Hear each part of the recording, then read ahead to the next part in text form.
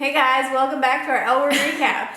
Today we are recapping episode 7. So sad, there's only 2 episodes left. But the good news is they got renewed, so there's a whole nother season coming your way. I don't know when. More reasons why Sophie gets mad at Danny. Coming your way, episode 2. They're not gonna make it. No, they're not gonna make it to season 2. No. Or season 8. But who is gonna get with Danny? I'm ready for that new character. The plumber, maybe. Ooh, the plumber. Okay, so let's get into this episode. Did you like this episode? I did like it. Yeah, it's good. Yeah. It's good. But you know what? It's getting better. Tina's in it now, okay? Yeah. It's getting good. Which is good because then that just means more scenes with like the old cast, which I'm really into. I'm into it too. Okay, let's do it. Let's do it. Finley has now moved into the Gen Q headquarters, which I thought she lived there anyways, but apparently not. Like, where was she living to start when the season started? That's where I thought she was Gen Q, but maybe they kicked her out and she's moved back. I don't know. Doesn't matter. Anyways, and you know, obviously Finley's an annoying roommate because the first thing she does is walk in on Sophie in the shower. And instead of like a normal person that would just be like, oh my god, so sorry, leave, she's like in there for a solid 5 minutes. She's like, talking out that bod. About her showering. I'd be like, get the fuck out of here. She's a little stupid.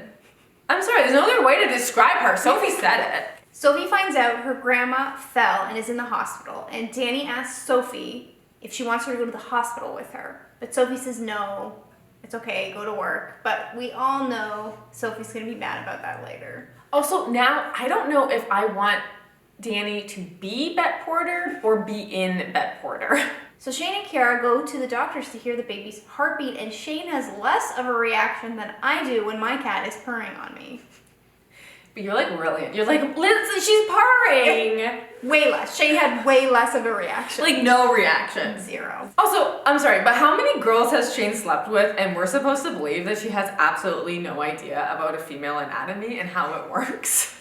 She's like looking at that model. She's like, what is this? Alice's show is on the bubble, so it might get canceled. Probably because she has positive LGBTQ representation and like no lesbians were killed on her show. So why would white men at the network want that show to be on air anymore? So Shane tells Tess about her awkward, weird morning with Kiara at the doctor's. And Tess gives her an analogy that only Sarah Rotella can possibly understand.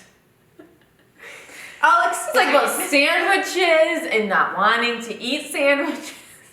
Did you write that scene? Beth has clearly not been watching Cooking with Lesbians because she makes Tina a spread.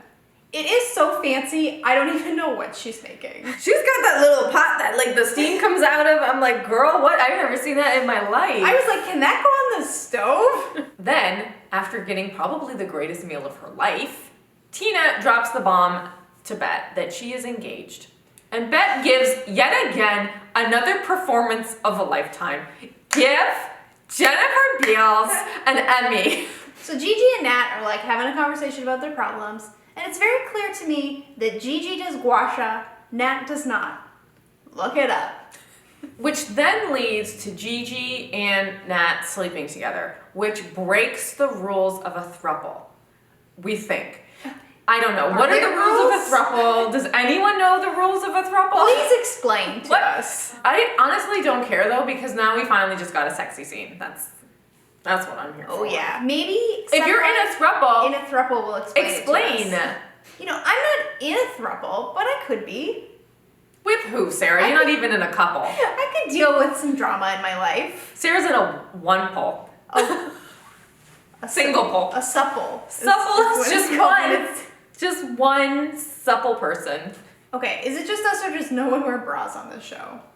A lot of A-cups. Okay, so back at the hospital where Sophie's grandma isn't doing too great, and Finley's there, and she's made one of those, like, you know, fortune predictors, future predictors that you make when you're, like, 7 years old. Mm-hmm. What the hell does she have that for? Is she like, okay, so, will your grandma die? 1, 2, 3, 4. Yes. Why does she have that? Nobody acknowledges it. They don't even acknowledge it. She's just holding it. Because she's a little stupid. Then they pray together to God, not even to Ellen. Then I got some beef with Shane, okay? Because you do not stand up, Kiara, I don't care what your excuse is. If you're dating a girl like Kiara, you show up an hour early to anything. Okay? You wait for her. She don't wait for you. So Danny comes home after work, and Finley just goes into her room and decides to give her some relationship advice. What? We're not even joking. Who? What? Huh? Finley is giving Danny relationship advice. So Alice walks in or catches, we don't know the right terminology, of throuple sex -1, thus making it couple sex, and is not okay with it. You know, which is very shocking. We didn't see this coming. So I guess that means there's no more threesome scenes for us. There's season 2.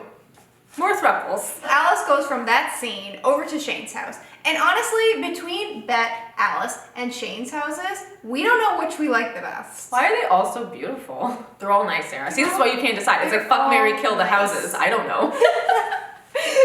Fuck, marry, kill the houses. What would you do? Okay. It's hard. I would think I would fuck Shane's house because it's like a one-time amazing party house. Yeah. I think I would marry Alice's house and then I would kill Beth's house. Okay. Which is hard. They're all so nice. It's difficult. I think I would also fuck Shane's house, but marry Beth's house and kill Alice's house. When you're 30 and you're doing recaps of the L Word. So Beth's opponent releases a smear video in which it states that Beth Porter, she's not afraid to sleep with your wife. And honestly, that's pretty true. First, why is Finley still at the hospital when, like, Danny gets there? Anyways, Sophie, who's had a very emotional day, seems to be falling for Finley and kisses her. And Finley, who knows it's a bad idea, because she has a solid 5 minutes of being like, what are you doing? This is a bad idea. Buddy. Kisses her back because she's no longer a little stupid.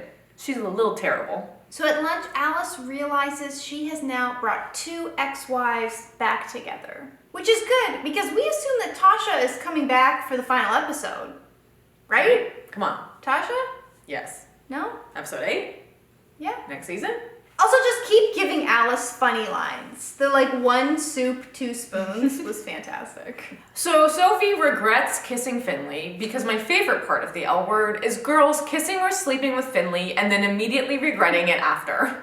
So Sophie tells her sister what happened with Finley, but also tells her that she can't tell Danny. I got mad at her for clipping her fingernails in the sink. This'll just make me look bad. That was episode 7. That means there's 1 episode left. The previews look like, you know, shit's going down. And we are rating these episodes based on the letter L. Duh. I am rating this episode losing because Shane is losing money at the bar. We are losing when the throuple breaks up. And it seems like Danny and Sophie are losing each other. Oh, and Beth lost Tina, who's engaged. I've lost in this. Yeah. And I am rating this episode as a lapse in judgment on Sophie's part. Okay, guys, leave your rating in the comments and what you thought about this week's episode. Thanks for watching our recaps of the L Word Generation Q. And tune in next week where we recap the final season finale. Episode 8. Oh my god.